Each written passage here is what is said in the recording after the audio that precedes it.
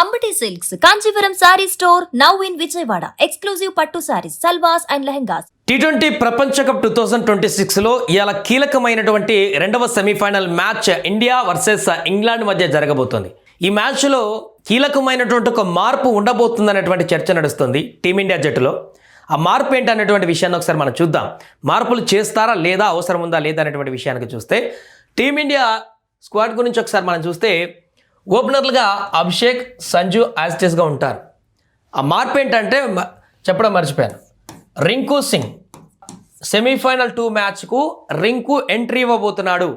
అది ఎలా అంటే ఓపెనర్లుగా అభిషేక్, సంజు, ఈశాన్ కిషన్, తిలక్ వర్మ, సూర్యకుమార్, హార్దిక్, శివన్ దుబే, అక్షర్ పటేల్, బుమ్రా, అర్షదీప్, వరుణ్. ఇది మెయిన్ టీం, గత మ్యాచ్లో ఆడినటువంటి టీం. దీంట్లో ఒక చిన్న మార్పు ఏంటంటే రింకు ఎంట్రీ. రింకు సెమీఫైనల్ 2 మ్యాచ్లో ఖచ్చితంగా మనకు గ్రౌండ్లో కనిపిస్తాడు.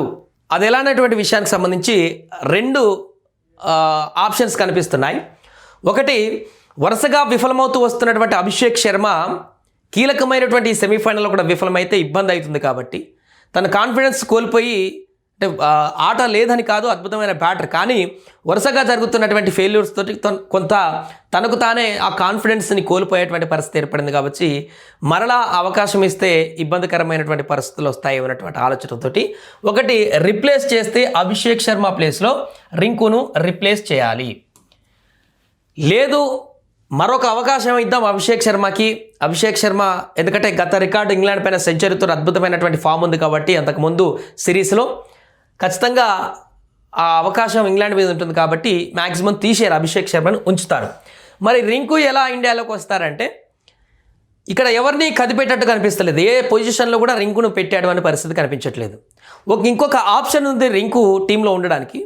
అదేంటంటే మనం మొన్న మ్యాచ్లో చూసాం, చివరి మ్యాచ్లో వెస్టిండీస్ తోటి భారత టీంలో అత్యంత పేలవమైనటువంటి ప్రదర్శన కనిపించింది మొన్న. ఏంటంటే ఫీల్డింగ్లో అభిషేక్ 2 క్యాచ్లు వదిలిపెట్టాడు. మిగతా ఫీల్డర్స్ కూడా వచ్చినటువంటి బాల్స్ని పట్టడానికి ఇబ్బంది పడ్డారు.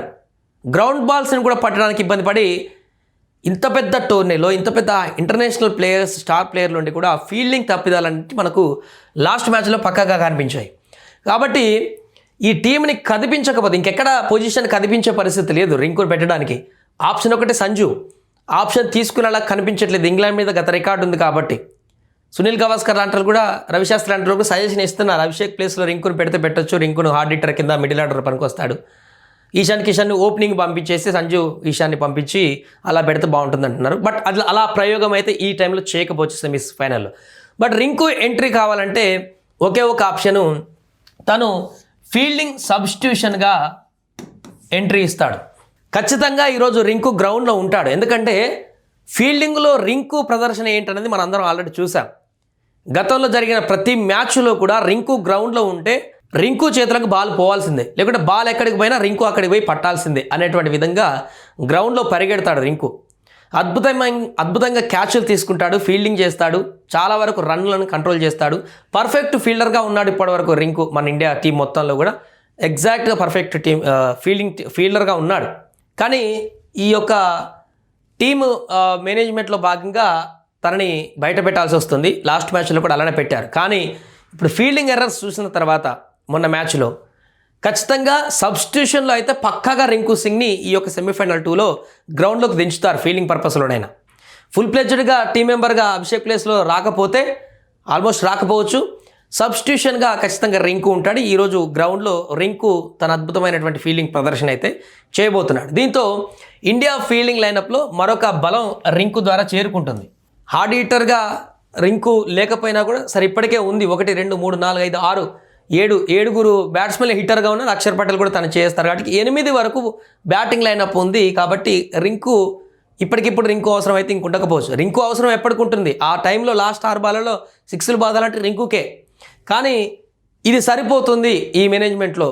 బట్ రింకును కూడా వాడుకోవాలంటే సబ్స్టిట్యూషన్లో పెట్టేసి వాడుకోవడం తప్ప ఇంకా వేరే ఆప్షన్ కనిపించట్లేదు. అభిషేక్ శర్మకి ఈ ఆప్షన్ కొంచెం డెలికేట్గా అనిపిస్తుంది కాబట్టి ఇక్కడ రీప్లేస్ చేయాలి. కానీ ఇంగ్లాండ్ మీద రికార్డు ఉంది కాబట్టి చేయరు, అభిషేక్ శర్మ మళ్ళీ ఒకసారి ఆడిపిస్తారు. ఇది ఈరోజు సెమీఫైనల్ మ్యాచ్లో ఉండేటువంటి టీం. ఆల్మోస్ట్ లాస్ట్ మ్యాచ్లో ఉన్నటువంటి టీమే ఉంటుంది.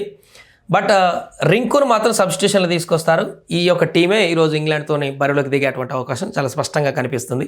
ఏదేమైనా కూడా ఇంగ్లాండ్ మీద సెమీఫైనల్ 2 గెలిచి ఫైనల్లో న్యూజిలాండ్తో తలపడి ఈ యొక్క కప్ గెలుచుకోవాలని చెప్పేసి అభిమానులు ఎంతో ఆతృతగా ఎదురు చూస్తున్నారు కాబట్టి దేశవ్యాప్తంగా.